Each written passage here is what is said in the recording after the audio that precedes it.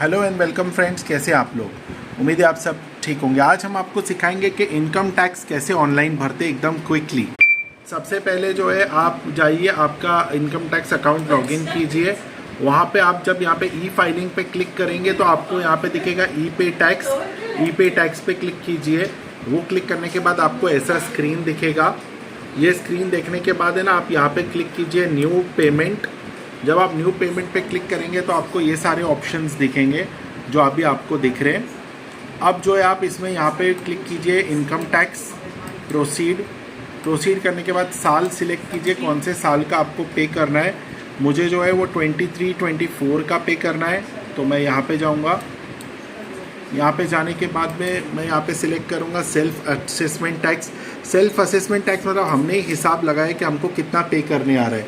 अगर demand officer बोल रहा है कि आपको जो है वो इतना भरना है, तो उसके अंदर वो डिमांड का अलग सेक्शन होता है। तो यहाँ पे हम सेल्फ असेसमेंट टैक्स करके कंटिन्यू का बटन दबाएंगे। कंटिन्यू दबाने के बाद हमको कितना टैक्स पे करना है वो हम यहाँ पे लिख सकते हैं। मैं आपको भी पूरा टैक्स भर के दिखाऊंगा कितना टैक्स आ रहा है। अगर आपको कोई कन्फ्यूजन है कि कौन से ईयर का टैक्स भरना है, तो फॉर्म के अंदर यहाँ पे देख लीजिएगा साल, जो आपका इनकम टैक्स रिटर्न का फॉर्म होगा उसमें ये साल देख लेंगे तो कन्फ्यूजन क्लियर हो जाएगा। पे करने से पहले अमाउंट देख लिया जाए कितना पे करना है। तो मुझे 1435 रुपीज़ पे करने आ रहा है, तो मैं 1435 रुपीज़ पे करूँगा। अब मैं दो रेसिप्ट्स में पे करूँगा। एक 1290 जैसे आप यहाँ देख सकते हैं। अब मैंने ये कंटिन्यू का बटन दबाया।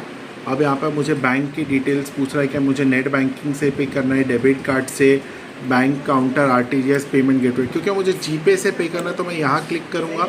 यहाँ पे क्लिक करने के बाद मैं कोई भी बैंक सिलेक्ट कर सकता हूँ जिसके थ्रू मुझे पे करना है। ये जो बैंक सिलेक्ट कर रहा हूँ, ये बैंक में मेरा अकाउंट होना नहीं होना ज़रूरी नहीं है। ये बैंक में इनकम टैक्स डिपार्टमेंट का अकाउंट होता है, समझ रहे हो। मैं कोई भी बैंक सिलेक्ट कर सकता हूँ, मेरा बैंक ऑफ महाराष्ट्र में कोई अकाउंट नहीं है। अब देखो कैसे आगे बढ़ेंगे हम। अब हमने अभी कंटिन्यू क्लिक करना है। अब मैंने कंटिन्यू क्लिक किया तो मुझे पूरा डिटेल्स आ गया। अब मैं पे नाउ क्लिक करूँगा। अब यहाँ पे मैं इस चीज़ को, मुझे ऐसा ये विंडो दिख रहा है, क्लिक करके सबमिट टू बैंक किया मैंने।